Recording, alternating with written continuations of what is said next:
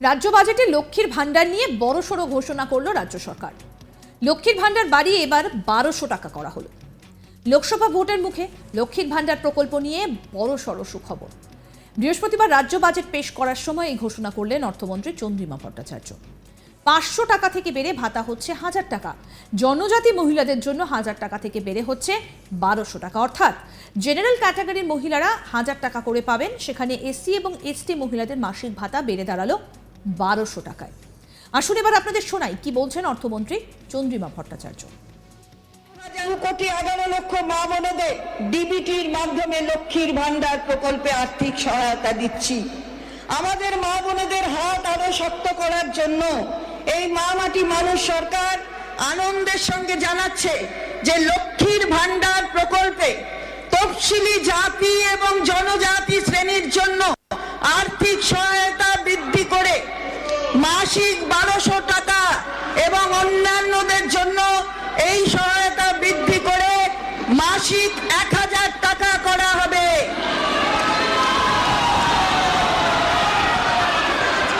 এই বর্ধিত সহায়তা এপ্রিল 2024 থেকে লাগু হবে এবং সরাসরি ব্যাংক ট্রান্সফারের মাধ্যমে প্রাপকরা মে 2024 মাসের শুরু থেকেই পাবেন।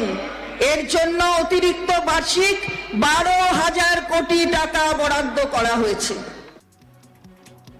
কিছুদিন আগেই বর্ধমানের প্রশাসনিক সভা থেকে লক্ষ্মীর ভান্ডার নিয়ে বড় ঘোষণা করেন মুখ্যমন্ত্রী মমতা বন্দ্যোপাধ্যায়।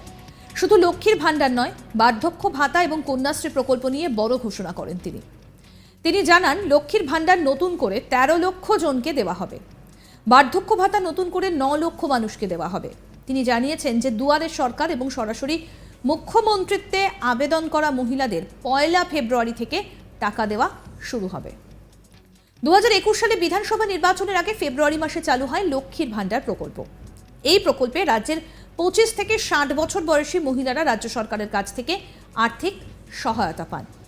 রাজ্য বাজেটে সরকারি কর্মচারীদের জন্য সুখবর শুনিয়েছেন চন্দ্রিমা ভট্টাচার্য।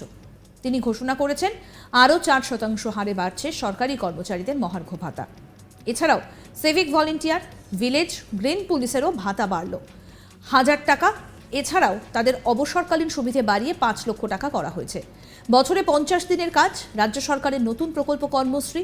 চলতি বছরের মে মাস থেকে কার্যকর হবে এই নতুন প্রকল্প কর্মশ্রী।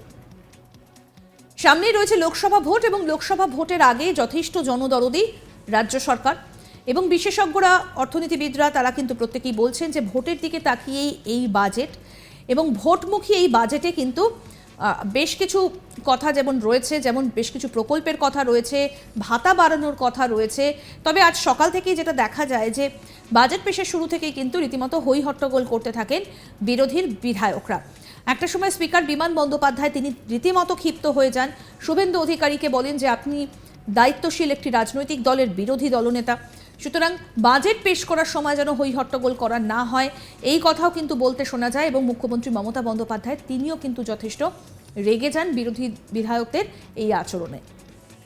লোকসভা ভোটের মুখে লক্ষ্মীর ভান্ডার প্রকল্পের ভাতা বাড়ালো রাজ্য সরকার। বৃহস্পতিবার রাজ্য বাজেট পেশ করার সময় এই ঘোষণা করলেন অর্থমন্ত্রী চন্দ্রিমা ভট্টাচার্য। শোনাবো আপনাদের কি বললেন চন্দ্রিমা ভট্টাচার্য। 2,11 লক্ষ মা বোনেদের ডিবিটির মাধ্যমে লক্ষ্মীর ভান্ডার প্রকল্পে আর্থিক সহায়তা দিচ্ছি।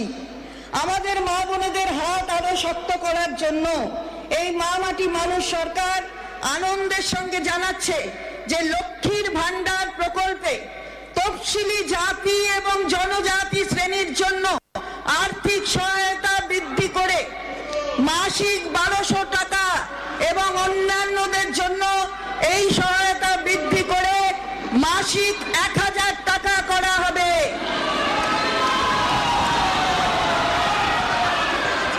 এই বর্ধিত সহায়তা এপ্রিল 2024 থেকে লাগু হবে এবং সরাসরি ব্যাংক ট্রান্সফারের মাধ্যমে প্রাপকরা মে 2024 মাসের শুরু থেকেই পাবেন। এর জন্য অতিরিক্ত বার্ষিক 12,000 কোটি টাকা বরাদ্দ করা হয়েছে। 500 টাকা থেকে বেড়ে ভাতা হচ্ছে 1000 টাকা। জনজাতি মহিলাদের জন্য 1000 টাকা থেকে বেড়ে হচ্ছে 1200 টাকা। অর্থাৎ জেনারেল ক্যাটাগরির মহিলারা 1000 টাকা করে পাবেন এবং সেখানে এসসি এবং এসটি মহিলাদের মাসিক ভাতা বেড়ে দাঁড়ালো 1200 টাকা। সামনেই রয়েছে লোকসভা ভোট এবং সেই ভোটের দিকে তাকিয়েই বাজেট বলছেন বিশেষজ্ঞরা। আরও আপডেট পেতে আজ তাক বাংলার ইউটিউব চ্যানেল সাবস্ক্রাইব করুন, নোটিফিকেশন পেতে বেল বাটন অপশন প্রেস করুন। এই ভিডিও সম্পর্কে আপনাদের মতামত জানান, কমেন্ট করুন, শেয়ার করুন, হোয়াটসঅ্যাপে ফলো করুন আজ তাক বাংলা।